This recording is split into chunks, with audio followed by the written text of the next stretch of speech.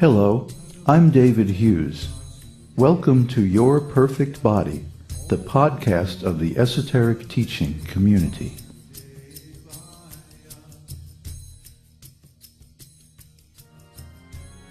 Today's selection is an essay entitled, Take Off Your Blinders.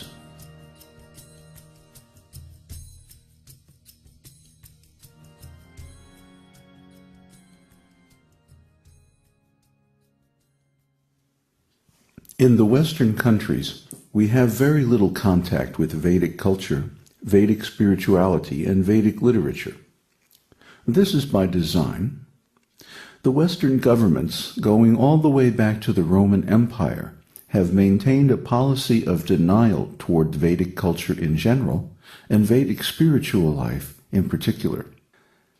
Actually, India was the jewel of ancient civilization, and even after the collapse of the worldwide Vedic Empire about 4,500 years ago, it had tremendous influence on early Western culture through the spice and silk trade routes.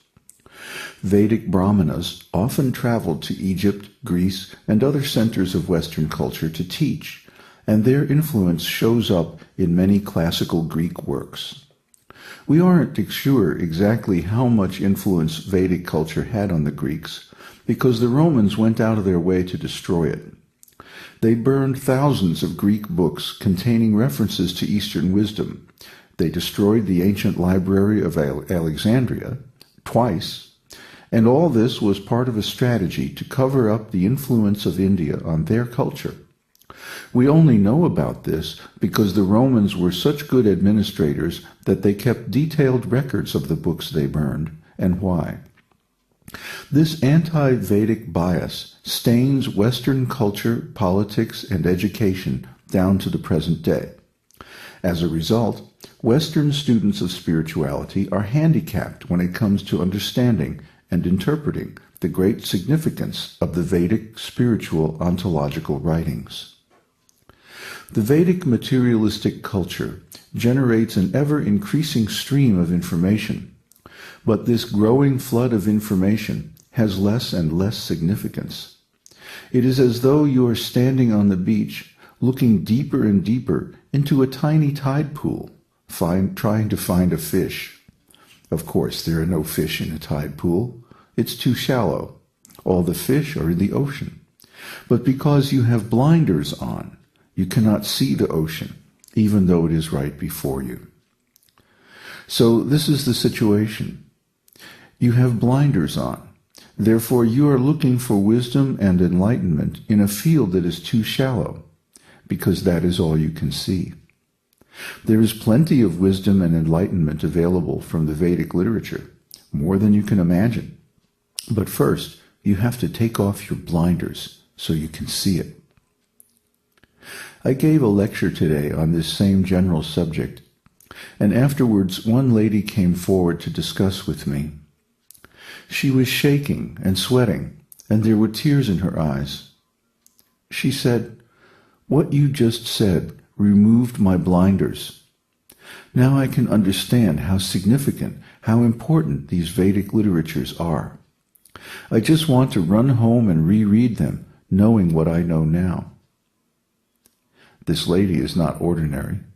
She is very intelligent with a PhD. She is an initiate of the esoteric teaching and has been studying the Vedas seriously for several years. Why was she so affected? She realized that she had been approaching the Vedic literature with blinders on. She was trying to understand them with the wrong ontology. You will experience the same profound effect as soon as you take your blinders off and see the esoteric teaching for what it really is. It is so valuable, it is so important, that as soon as you understand how great it really is, you will also begin shaking, sweating, and crying. The esoteric teaching is so meaningful. As I am fond of pointing out, people with different ontologies will interpret the exact same experience differently. For example, an ordinary person walking through the woods just sees a small red bird sitting on a tree.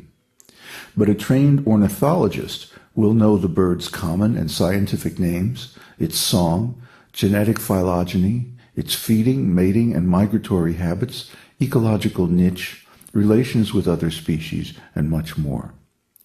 He will be able to understand whether the bird's appearance is common or unusual, and if its behavior indicates anything special, such as a nearby nest. The ornithologist has a richer, more meaningful experience of the bird because he has a much more extensive ontology of birds. Similarly, the depth of our spiritual ontology determines how much significance we derive from our spiritual experiences. If our spiritual ontology is shallow, like the tide pool, no matter how hard we try, we will not be able to get the satisfaction we need from our spiritual life. But the Vedic ontology is deep like an ocean, and if we accept it, it will add whole new dimensions of meaning to our experience. The esoteric teaching of the Vedas will make our lives richer and more satisfying, and lead us quickly to ultimate self-realization and enlightenment. The Vedic ontology is most concisely expressed in Vedanta Sutra, but Vedanta Sutra is so terse that it is impossible for ordinary human beings to understand. Therefore, the author of Vedanta Sutra, Srila Dvaipayana Vyasa, also wrote a commentary on Vedanta Sutra entitled Srimad Bhagavatam. Srimad Bhagavatam contains a sophisticated spiritual ontology in the form of stories within stories of the ancient past. This same technique is used in Vyasadev's Mahabharata to convey spiritual values accurately even to less educated individuals. So one should begin by studying Bhagavad Gita and then carefully read and study Srimad Bhagavatam, Mahabharata, Bhakti Rasamrita Sindhu, and other Vedic ontological works such as Brihad Bhagavatamrita. This will remove the blinders of Western materialistic ontology, and you will be able to clearly perceive the vast ocean of meaning that is Vedic spiritual culture. In this transcendental ocean, you will find everything that you need to be happy eternally. So the whole Western ontology, theology, philosophy, science, even its language, customs, and so forth, has been carefully structured for thousands of years to blind us to the significance of the Vedic writings. This is a historical fact. If you look into, for example, the origins of Christianity, you'll find there's a blank spot in the story of the four Gospels between the time that Jesus was about 12 years old and 30, when he came to be initiated by John the Baptist. Well, where was Jesus during those years? What was he doing? If you go to India, it's common knowledge that Jesus was in India.